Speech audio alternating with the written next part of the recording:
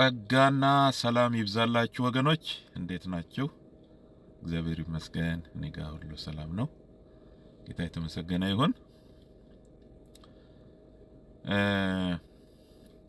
የእግዚአብሔርን ሐሳብ ጥቂት ነገር ባለችኝ ጥቂት ደቂቃ ላካፍላችሁ ብዬ ነው። እግዚአብሔር ይመስገን። የእግዚአብሔር ቃል በሁለተኛ ጢሞቴዎስ ምዕራፍ 4 ላይ እንዲህ የሚል ቃል አለ።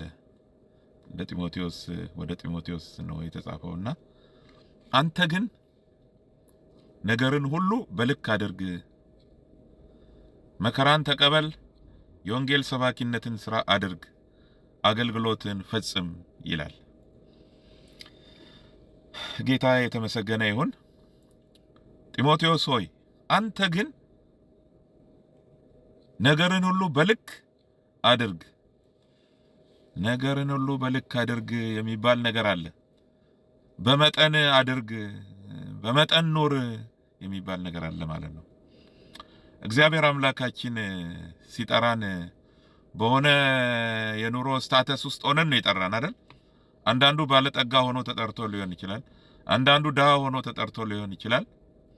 አንዳንዱ መካከለኛ የኑሮ ደረጃ ላይ ሆኖ ተጠርቶ ሊሆን ይችላል። አንዳንዱ የሰው ቤት የቤት ሰራተኛ ሆኖ ተጠርቶ ሊሆን ይችላል። በድሮ ጊዜ ባሪያዎች ይባላል ማለት ነው። እነዚህ አሰሪዎቻቸው ደግሞ ጌቶች ይባላሉ በወቅቱ ማለት ነው። አሁን ግን ያው አሰሪና ሰራተኛ ነው አይደል የምንለው። እግዚአብሔር የተመሰገነ ይሁን። ስለዚህ የእግዚአብሔር ሐሳብ በዚህ አይነት የኑሮ ስታተስ በተለያየ የኑሮ ስታተስ ላይ ሆነን የተጠራነውን ሰዎች በተጠራችሁበት መጠራት ኑሩ ይላል። ማለት ምን ማለት ነው? እሱ ይብራራል፣ ችግር የለውም። ዋናው ግን በተጠራንበት መጠራት እንድንመላለስ የተፈለገበት ምክንያት የተፈለገው ዋና ነገር ምንድነው? ይሄ የተጠራንበት የዘላለም የእግዚአብሔር ሐሳብ ማለት ነው። እሱ ማለት ነው የተጠራንበት አንደኛ ጥሪው ቅዱስ ነው። በቅዱስ አጠራር ነው የጠራን። የዘላለም ሐሳብ ያለው ነው። በጊዜው ነገር ብቻ የተወሰነ አይደለም። በዋናነት እንደውም የተጠራ ነው በዘላለም ሐሳብ ነው የተጠራ ነው ማለት ነው። ስለዚህ በዚህ መጠራት ማለት ነው በተጠራንበት የዘላለም ሐሳብ እንደሚገባ እንድንኖር እግዚአብሔር ይፈልጋል ማለት ነው በምድር ስንኖር። ሌላው በተጠራንበት መጠራት ደግሞ ማንም እንደተጠራ ባሪያ ሆነ ተጠርተ ከሆነ ማለት የሰው ቤት ሰራተኛ ሆነ ተጠርተ ከሆነ ጌታን ካገኘ በኋላ እንዴት የሰው ቤት ሰራተኛ ሆናለሁ አትበል። እኔን ለማስደሰት የተጠራው በኔ ሐሳብ በኔ ፈቃድ ለመኖር እስከሆነ ድረስ ኃላፊነቱን እኔ እስከተረከብኩኝ ድረስ የትም ብትሆን እኔ አንተን ለጠራውበት ዓላማ ማዋል እችላለሁ። የዘላለም ሐሳቤን ባለህበት ቦታ ሆነ መፈጸም እችላለሁ፣ ችግር የለብኝም ነው እግዚአብሔር የሚለው። ስለዚህ ባሪያ ሆነ ተጠርተ ከሆነ ምንም ችግር የለውም። እዛው ሆነ እኔ ባንተ ከብራለሁ ነው የሚለው እግዚአብሔር። ባንተ ተጠቀማለሁ ነው የሚለው። እንደገና ደግሞ በህይወት አኖርሃለሁ ነው የሚለው። የሚፈለገው በህይወት መኖር ነው። በህይወት መኖር ከዛ ደግሞ የጌታ ምስክር መሆን ነው የሚፈለገው። እዛው ሆነ ትችላለህ ነው። እግዚአብሔር አምላክ የተመሰገነ ይሁን። ምክንያቱም ባንተ ከጌታ ጋራ ማለትም ከአሰሪ ጋራ ባለ ግንኙነት እዛ እንደ እግዚአብሔር ሐሳብ ያንን አሰሪህን ስታገለግለው እግዚአብሔር በዛ ውስጥ ባንተ ይጠቀማል። በዛ ውስጥ አንተን ምስክር ያደርጋል ማለት ነው። በዛ ውስጥ ራሱን ይገልጣል እግዚአብሔር ማለት ነው። እግዚአብሔር አምላካችን የተመሰገነ ይሁን። ስለዚህ በዛው በተጠራህበት ኑር። ነገርን ሁሉ በልክ አድርግ፣ በመጠን ኑር። እዛው በመጠን መኖር ማለት ምን ማለት ነው? በተፈቀደልህ ማለት ነው። በተፈቀደልህ መጠን ማለት ነው። በቃ ሌላ ነገር ሊሆን አይችልም። ነገርን ሁሉ በልክ አድርግም ማለት እግዚአብሔር ለአንተ በፈቀደልህ ልክ ማለት ነው። እግዚአብሔር ለአንተ በፈቀደልህ ልክ ማለት ነው። ልኩ ሚዛኑ ራሱ እግዚአብሔር ነው። በመጠን ኑሩም ሲል የዛ መጠን ልኩ ራሱ እግዚአብሔር ነው። በዛ ኑር ነው።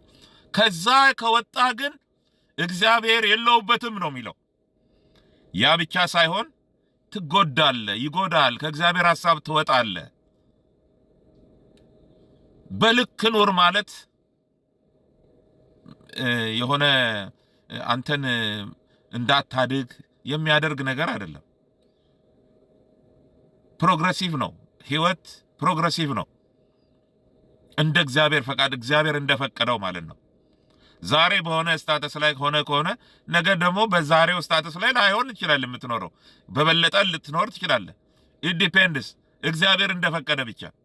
ያም ብቻ ሳይሆን ደግሞ መንገዱ ራሱ ይሄ ክርስትና የሚባለው መንገድ ራሱ አንተ በትክክል በጠባቡ መንገድ የምትሄድ ከሆነ በቃ ይሄ የእግዚአብሔርን ልክ የእግዚአብሔርን ላንተ እግዚአብሔር የፈቀደውን መጠን እያስተካከለው የሚሄድ ነው ማለት ነው። ሌላ ቆይ እንዲህ ላድርግለት እንዲህ ምናምን ሳይሆን ራሱ ክርስትናው ራሱ መንገዱ ራሱ የክርስትና ልክ ይወስነዋል ማለት ነው። በመጠን የምትኖረውን አኗኗርን ራሱ ይመጥነዋል ማለት ነው። እግዚአብሔር የተመሰገነ ይሁን። ስለዚህ እንደ አገልጋይም እንደ ምዕመንም ሁላችንም ነገርን ሁሉ በልክ ልናደርግ ተጠርተናል። መከራንም ልንቀበል ተጠርተናል። የጌታ ምስክር በመሆን ሊገጥመን የሚችለውን መከራም ለመቀበል ተጠርተናል። በዚህ ሁሉ የእግዚአብሔርን ሐሳብ እንድንፈጽም ተጠርተናል ማለት ነው። እግዚአብሔር የተመሰገነ ይሁን። ስለዚህ አንተ ግን ነገርን ሁሉ በልክ አድርግ ሲባል ልኩ ራሱ እግዚአብሔር የወሰነው መሆኑን እንድናውቅና ትክክል እሱ ነው ትክክለኛው። በመጠን ኑርም ሲል የመጠኑ ባለቤት መጠኑን የሚሰጥ ራሱ እግዚአብሔር ስለሆነ እሱ ትክክል ነው ብለን መቀበል አለብን። ትክክል እሱ ነው የሚፈልገው። በዚህ ማመን አለብን ማለት ነው። ሌላው ከዚህ ከወጣን ግን ልኩን የሚያውቀው እግዚአብሔር ነው እያልን መጠኑን የሚያውቀው እግዚአብሔር ነው እያልን ነገር ግን ይሄንን መጠንና ይሄንን ልክ አሳንሰን የምናይ ከሆነ የሆነ ልውጣ ከእግዚአብሔር ሐሳብ ልውጣ እያልን መሆኑን ማወቅ አለብን ማለት ነው። በአገልግሎትም በሁሉም ነገር በተሰጠን ጸጋ ለምሳሌ 2 መክሊት የሚያክል ጸጋ ተሰጥቶን በዛው በ2 መክሊት ልንሰራ ነው የተጠራ ነው። በ2 መክሊት እንድንሰራ ተሰጥቶን በአንድ መክሊት ካልሰራው ብንል አይሆንም። ወይም ደግሞ ልክ ለ5 መክሊት እንደተሰጠው ካልሰራው ብንልም አይሆንም። እንደ አቅማችን እግዚአብሔር ልኩን የሚያውቅ ስለሆነ ይሰጠናል ማለት ነው። እንደየደረጃችን እንደወደደው በቃ ፔሬድ። ስለዚህ እግዚአብሔር ልክ ነው። ስለዚህ የእግዚአብሔርን ሐሳብ እናስተናግድ። ጌታ የተመሰገነ ይሁን። እችን ጥቂት ነገር ላካፍላችሁ ነው የገባሁት ማለት ነው።